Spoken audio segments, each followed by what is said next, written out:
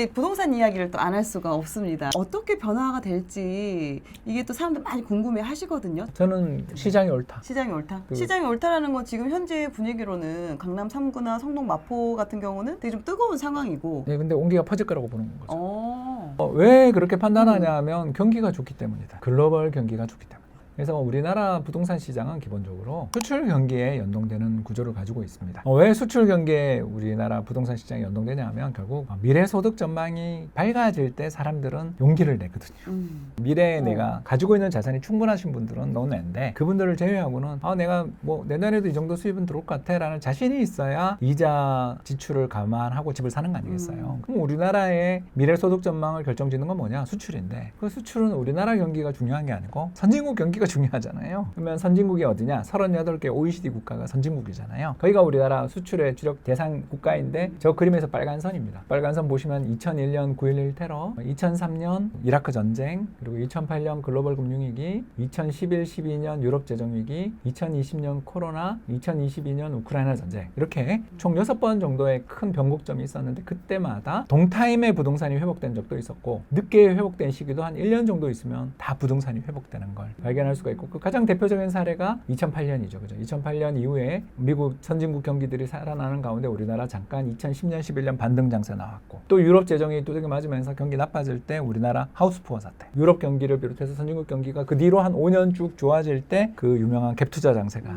촉발된 것을 여러분들 다 확인하실 수가 있고요. 이런 차트가 보여주는 의미는 뭐냐면 우리나라 국내 부동산 시장을 움직이는 양대 축은 수요와 공급인데 공급은 잘 안 바뀌어요. 그래서 공급은 굉장히 장기 요인이야. 그런데 수요는 그때그때에 따라 움직인다. 큰 흐름은 선진국 경기가 바닥을 치고 지금 2년째 좋아지고 있는 걸 뒤늦게 우리나라 부동산 시장이 한 1년 늦게 지금 반영하고 있는 거다. 최악은 언제였냐면 2022년 11월 정도. 그게 서울 실거래가 기준 바닥이 2023년 3월이었잖아요. 네. 그러니까 딱 4달 선행. 그리고 이제 전국 단위 가격이고 저 파란 선은 전국 단위 가격은 1년 선행. 굉장히 의미 있는 지표죠. 그리고 인터넷에 가서 그냥 아무것도 안 해요. OECD 한 칸 띄고 CLI 치시면 돼요. CLI가 뭐냐면 Composite of Leading Indicator. 경기 선행지수의 약자. 그걸 딱 치시면 데이터를 바로 다운받을 수 있게 그림을 다 보여줘요. 그림에 다 나오지만 2000년대가 우리나라 경기 선행지수가 엄청나게 좋았잖아요. 그죠? 마이너스를 거의 안 가는 2000년대. 또 2016, 17년 보면 경기 선행지수가 끝도 없이 올라가던 2010년대 중반에 문재인 정부. 경기를 거스르는 정책은 효과가 없는 거죠. 우리가 수출을 하는 그런 국가들이 워낙에 이제 경기가 좋다 보니 따라서 우리나라 주택 가격도 올라갈 여지가 있죠. 높다. 왜냐하면 이제 내수가 좋다 이런 이야기를 하려는 게 아니고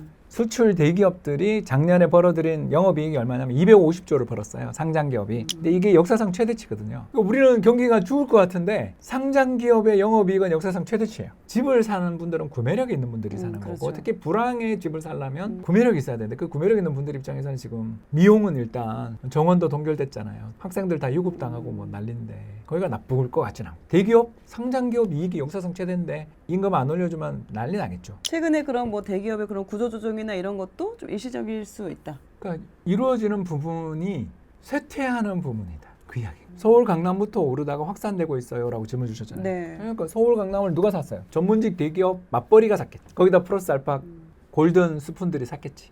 그 사람들이 사는 건 제일 좋은 거 사잖아요. 왜냐면 그때 가격이 싸니까. 거기서 사서 올리기 시작하는데 보니까 이제 대기업뿐만 아니라 중견기업들, 중소기업들까지 좋아지니까 가는 거죠. 문재인 정부 때 겪었던 걸 생각하시면 되는 거죠. 문재인 정부 때 그림에도 나와 있지만 저 빨간 선이 두 번을 네. 저렇게 별로 안 빠지고 2번을 올랐잖아요. 보시는 것처럼 9.11 때나 2008년 때보다 바닥이 훨씬 위에 형성됐죠. 굉장히 경기가 좋았다는 거죠. 사실 호황에서 불황으로 잘 안 가고 그냥 고원 경기였던 시기를 문재인 정부가 누렸기 때문에 어떻게 경기를 눌러보려고 해도 힘들었던 거죠. 그때 당시에는 서울 수도권뿐만 아니라 지방까지도 부동산이 거의 폭등을 했었던 시기였잖아요. 근데 지금은 밀려 가는 거죠. 지금은 또 그때에 비해서 다른 부분이 되게 양극화가 엄청 심한 상황이거든요. 지방 같은 경우는 여전히 지금 되게 힘든 모습을 보이고 있는데 그럼 이것도 달라질까요? 아니 이거는 비슷하게 간다고. 왜냐하면 우리 고향 주거지에 타워 크레인이 너무 많다. 열심히 짓고 있어요. 근데 비해서 서울은 시장님이 누가 되든 공급을 줄이고 있다. 님비라고 그러거든요. Not my backyard. 우리 동네에는 새집 짓지 마. 오세훈 시장이 잠실 5단지에 한강 보이는 동을 소셜 믹스로 공급하라고 지금 해서 정말 저대로 나오면 조합은 용인할 리가 없잖아요. 그러면 그렇죠. 입주가 또 늦어지겠죠. 비대위 한번 생기면 2년이잖아요. 그런 거 우리 아는 것처럼 입주 물량이 계속 뒤로 밀리는 구조만 보이지 땡겨지는 구조는 서울에 인서울에 안 보이는데 대구나 광주 같은 데를 가면 저도 얼마 전에 광주 한국은행 강의 그 상무지구 갔다 왔는데 뭐 완전 거대한 신도시고 아직도 집 지을 땅이 엄청 많더군요. 맞습니다. 네, 예, 그리고 저희 고향만 하더라도 단독주택단지고 전부 노인들의 나라거든요. 그 서울에 남산이 있다면 대구는 앞산이 있는데 그 앞산 기슭에 있어요. 다 단독주택단지인데 나이 드신 분들밖에 없어요. 이제 그러면 거기 다 없고 집을 지어야 되는데 가능할까? 또 그런 단지들이 너무 많아 보이잖아요. 수성구만 대구지 딴 데로 확산이 잘 안 되는 거죠. 이런 식으로 공급 물량이 너무 많은 지역에 인구는 줄고 그리고 산업도 지금 정보통신 산업 위주로 경기가 가고 있잖아요. AI. 이쪽은 되겠죠. 근데 이제 여기서 다른 산업으로 확산. 그래서 이제 지금 제가 째려보는 데는 울산. 왜냐하면 조선 쪽 고용은 계속 느는 게 확실히 보이고 울산은 입주 물량이 확실히 거의 다 끝난 게 보이니까 맞습니다. 울산을 좋아하는데 그 울산조차도 사실 그 실수요가 전세인데 전세는 그렇게 부진하더라고요. 그런 거 보면서 야 이게 눌렸던 그 많은 공급 물량이 이렇게 힘들게 하는구나.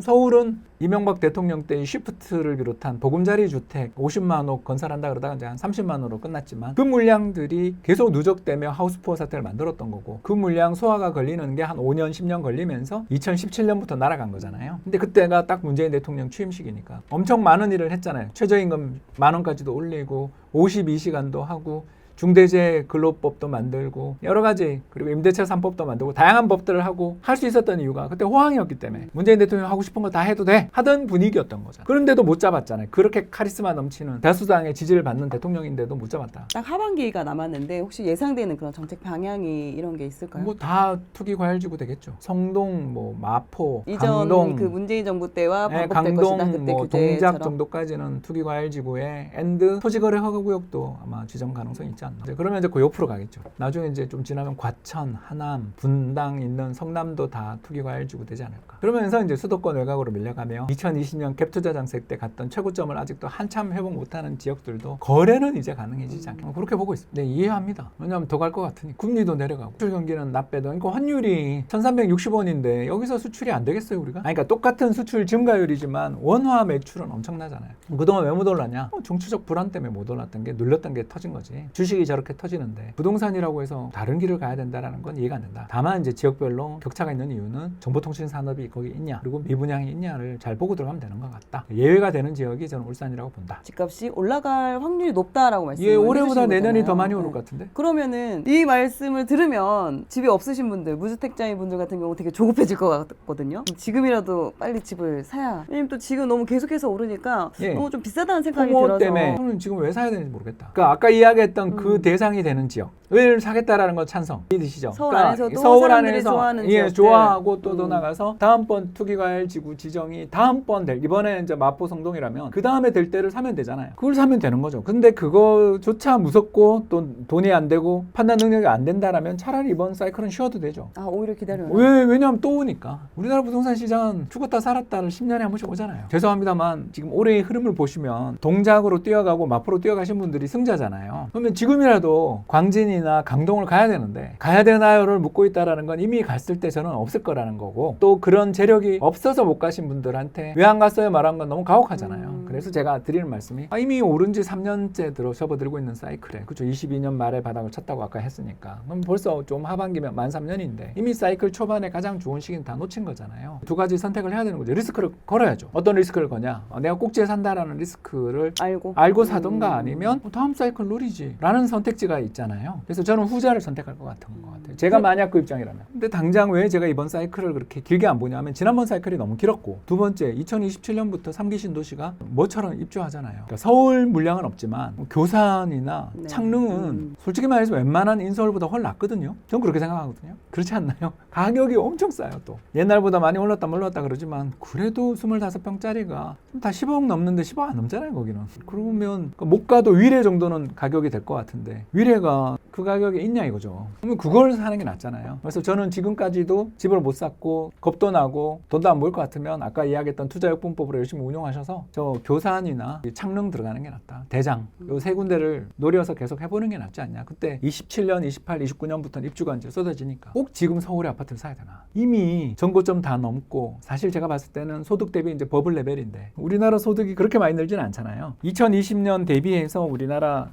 근로소득이 한 30% 늘었어요. 굉장히 많이 는 거지만 근데 2020년 연초 가격 대비 30% 이상 오른 지역은 대부분이 지금 아까 이야기했던 지역은 30%가 뭐예요? 다 2배가 난 지역도 많단 말이에요. 극소수 그들만의 리그인 거지 전 국민이 따라가야 될 의미는 없잖아요. 이야기한 걸 구분해서 들었으면 좋겠습니다. 그러니까 사지 말라가 아니라 1. 능력은 있는데 행동력이 늦었다. 그러면 어딜 가냐? 광진이랑 강동을 가라. 하남도 좋아 보인다. 정도 말씀을 드린 거고 2. 이미 늦었다는 생각도 들고 그럴 그 가격 올림에 사고 싶은 마음도 안 들고 교산이랑 창릉이랑 대장은 가격도 좋고 물량도 많이 나올 것 같고 어차피 우리 GTX보다 거기가 더 빨리 개통될 거다.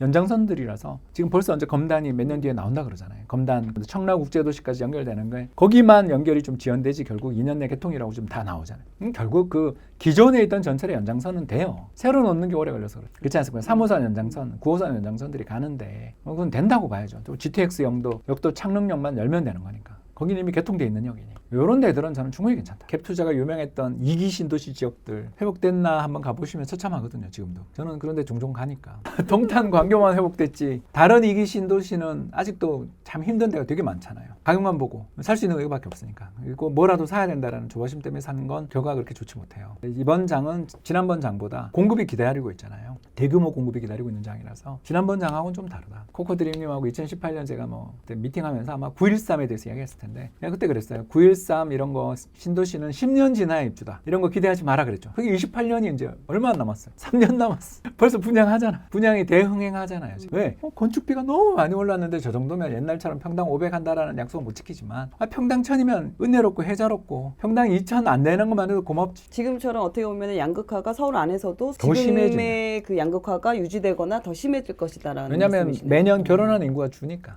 그 파괴력이 10년 전 파괴력보다는 이제 약한 거죠. 인구 절벽은 이미 시작됐기 때문에 그 영향은 이제 앞으로 우리가 이제 어떤 세상을 살게 되는지를 조금 설명하자면 옛날엔 집에 애가 10명이 있을 때는 불평등이라는 게 존재할 수가 없어요. n분의 1로 다 나눠주면 다 가난뱅이야. 그죠? 근데 지금은 애가 하나야. 근데 이 집도 애가 하나, 저 집도 애가 하나인데 이 4명의 어르신 중에 한 분만이라도 전문직이 있는 집이 둘이 결혼하면 그 자산을 물려받잖아. 그런 걸 생각하셔야 되는 거예요. 그 상속이 훨씬 더 이제 중요한 세상에 왔기 때문에 부를 가지고 있는 상위 사람들의 자금 동원 능력은 우리의 예상을 훨씬 초월할 정도로 부자들이 많고 근데 대부분은 그 인구가 줄어드는 과정에서 발생하는 만성적인 내수 불황에 직격탄을 받는 분들은 지금 우열 관계가 부동산에서 그렇게 줄이 서 있는 거잖아요. 그 상속으로 강화되고 있는 부자들이 선호하는 지역과 그렇지 못한 지역, 정보통신 기업들이 소지하느냐 아니냐, 맞벌이 직장인들이 선호하는 지역이냐 아니냐, 요 세 가지 범주를 넘어선 다음에 좋아질 거냐를 묻는 데는 고민을 많이 하고 앞으로 비전이 있냐를 봐야 되는데 그 비전이 있는 지역이 전부 3기 신도시 지역. 제가 왜 왕숙 이야기 안 하자면 9호선 너무 끝까지 가려면 너무 그 사실 신규 착공에 해당되는 거리를 가야 되니까 9호선은 잘 모르겠다. 근데 고양 창릉이라든가 저기 부평 대장이라든가 그리고 하남 교산 같은 경우는 멀지 않잖아요. 거리가. 뭐 가보니까 여기나 되겠다. 그리고 몇 년 안 남았다. 이런 이야기죠. 자금이 많지 않지만 내 집 마련을 하고 싶어 하는 분들이 정말 많으시잖아요. 그럼 그런 분들한테 좋은 지역에 내 집 마련을 하기 위해서 어떤 걸 좀 준비해야 되는지 요걸 말씀해 주시면 될 것 같습니다. 10년에 한 번 오는 불황을 잡을 능력을 키워야 되는 거지. 이번 불황은 원래 2019년에 왔어야 되는 불황이었는데 그게 코로나 갑자기 터지면서 사실 2019년에 흔들리고 있었잖아요. 그렇죠? 근데 그게 코로나 터지며 제로금리 되는 바람에 거기서 불이 뿜고 하면서 결국 2022년 초까지 갔다가 1년을 그렇게 역사상 가장 아픈 1년을 맞았잖아요. 우리가. 그 사이클대로라면 이번 사이클은 2020년대 후반에 올 가능성이 되게 높은 사이클인데 그때 이제 경기가 나쁠 때 공급이 늘면 불황이 오는 거잖아요. 우리 아까 2012부터 15년 사이에 보금자리 주택 시프트 물량들 나오면서 불황이 왔다라고 제가 이야기했고 2020년, 21년은 공급 물량 없는 상황에서 외부 불황과 고금리 때문에 충격이 왔기 때문에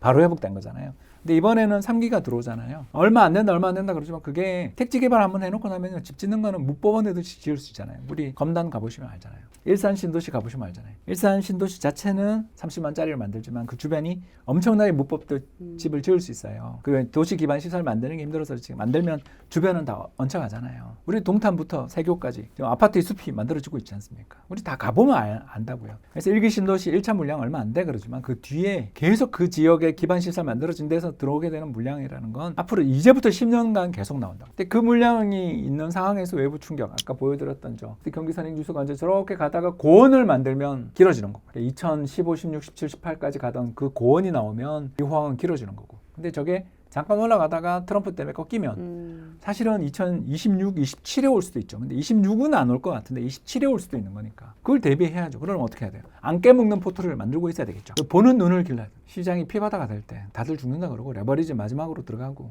이때가 아니면 영원히 집을 못 사라고 외치던 사람들이 전부 SNS 닫고 집거생활 할 때 들어가야죠. 네, 또 부동산 이야기 또 이렇게 또 이야기를 해보았고요. 지금 그럼 만약에 지금 1주택자인 분들 같은 경우는 좀 향후 어떻게 좀 대비를 해야 될까요? 이분들이 제일 좋죠. 제일 좋다? 예, 그 갈아타야지 뭘. 또 좀 열심히 저축해야지 하고서 상향지로 더 상급지로 가는 거가 지금 뭐 고민할 필요가 없는 분. 1주택, 서울에 살고 있는 1주택자들은 그냥 있어도 좋고 왜냐하면 자기들 사는 데까지 온기가 오니까. 1주택자 같은 경우는 상급지로 갈 수 있으면 지금도 그렇게 안 늦은 것 같아요. 아직 한 1, 2년 정도는 더 있으니까 장이. 더 오르다 물리면 버틸 수 있잖아요. 사자마자 물리면 못 버티는데. 어떻게 보면 1주택자는 갈아타기 적기다라고 볼 그럼요. 수가 네. 있다고 말씀을 해주신 것 같습니다. 아까 이야기했던 그런 외곽이라도 잡아야 되나요라는 게 나오면 이미 호가는 엄청 그러니까 부동산이라는 게 잔잔하게 쭉 오르는 게 아니고 이렇게 있다가 탁 튀지 쭉 이렇게 오르는 걸 본 적이 없어요. 저는 계단이다 계단.